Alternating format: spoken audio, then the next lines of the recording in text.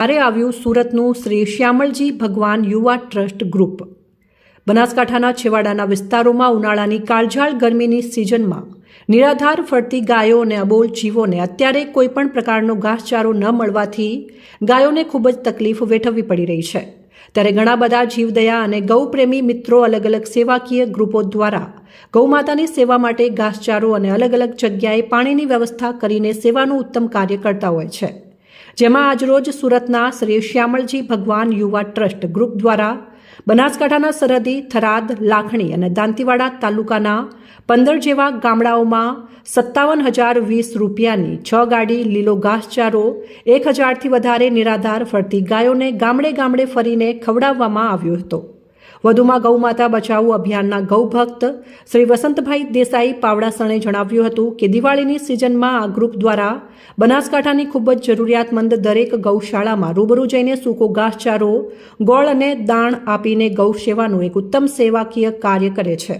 જે તમામ ગૌરક્ષક મિત્રો અને દાનદાતાઓનો વસંતભાઈએ દિલથી ખૂબ ખૂબ આભાર માન્યો હતો અને ગામડે ગામડે એમના સેવાકીય ગ્રુપની કામગીરીને દરેક ગામના લોકોએ બિરદાવી હતી।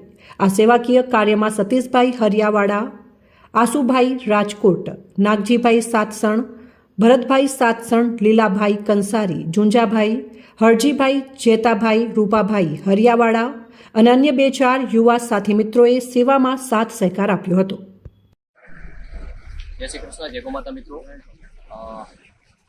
શામળાજીમાં જે આપણા ગામડેથી અમુક મિત્રો છે ત્યાં પોતાના ધંધા રોજગારી માટે ત્યાં નોકરી કરતા હોય છે અને પોતાનો ધંધો કરતા હોય છે। એ મિત્રો દ્વારા જન્મદિવસ હોય કે એનિવર્સરી હોય કે કાંઈ પણ પ્રસંગ હોય એક રૂપિયો ભેગો કરી અને આપ જોઈ શકો છો છેક છેવાડાના ગામડા સુધી નિરાધાર ફરતી ગૌમાતાની સેવામાં આ લોકો લીલો ઘાસચારો આપી અને ગૌમાતાની સેવાનું એક ઉત્તમ કાર્ય કરે છે।